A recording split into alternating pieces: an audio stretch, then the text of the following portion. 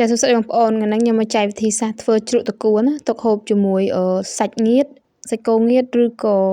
ឆ្អឹងជំនីប្រឡាក់អីបងប្អូនហើយជាដំបូងយើងមានត្រកួន1គីឡូមកយើងបេះស្លឹកឲ្យស្អាតបងប្អូនលាងវាឲ្យស្អាតហើយចាំយើងយកមកច្របាច់អំបិលហ្នឹង2ស្លាបព្រាបាយច្របាច់វាអញ្ចឹងបងប្អូនដើម្បីឲ្យវាទន់ត្រកួនហើយដើម្បីឲ្យអស់ជាតិជ័រផងដែរយើងច្របាច់វាអញ្ចឹងហើយយើងយកវាទៅលាងចេញពីទឹកបងប្អូនហើយពូតវាស្ងួតណាចាប់ផ្ដើមមកលាយទឹកស៊ុសបងប្អូនយើងប្រើស្ករ2ស្លាបព្រាទឹកត្រី3ស្លាបព្រាបងប្អូនហើយកូរវាសព្វតិចទៅចាំដាក់ម្ទេសខ្ទឹមច្រាំហើយនិងខ្ទឹមក្រហមយើងហាន់វាចំណិតទៅបងប្អូនហើយយើងកូរវាបន្តិចយើងដាក់អំបិលកន្លះស្លាបព្រាកាហ្វេហើយនិងប៊ីចេងហ្នឹងកន្លះស្លាបព្រាកាហ្វេបងប្អូនដាក់អញ្ចឹងដើម្បីឲ្យវារសជាតិវាមកចេញមកដិតបងប្អូនហើយយើងកូរវាសព្វតិចទៅចាំយើងដាក់ទឹកក្រូចឆ្មាហ្នឹងជូរតាមចំណង់ចំណូលចិត្តបងប្អូនខ្ញុំដាក់2ស្លាបព្រាដាក់2ស្លាបព្រាហើយយើងកូរវាសព្វបន្តិច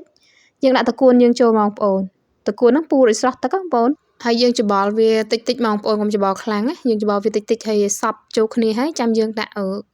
គល់ស្លឹកគ្រៃបងប្អូនពេលយើងដាក់គល់ស្លឹកគ្រៃហើយយើងច្បល់ចូលគ្នាវាក៏ទៅជ្រក់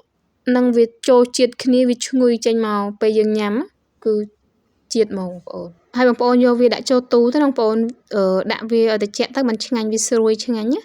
ហើយថ្ងៃហ្នឹងខ្ញុំហូបជាមួយឆ្អឹងជំនីបងប្អូនឆ្អឹងជំនីប្រឡាក់ហិលនិយាយរួមទៅជ្រក់ត្រកួនហ្នឹងយើងហូបជាមួយអារបស់សាច់ងៀតឬក៏សាច់អាំងចឹងឯងបងប្អូនបានវាមានរសជាតិឆ្ងាញ់បងប្អូនអាចសាកធ្វើហូបតាមបានបងប្អូនសាកធ្វើឲ្យឆ្ងាញ់ហ្មង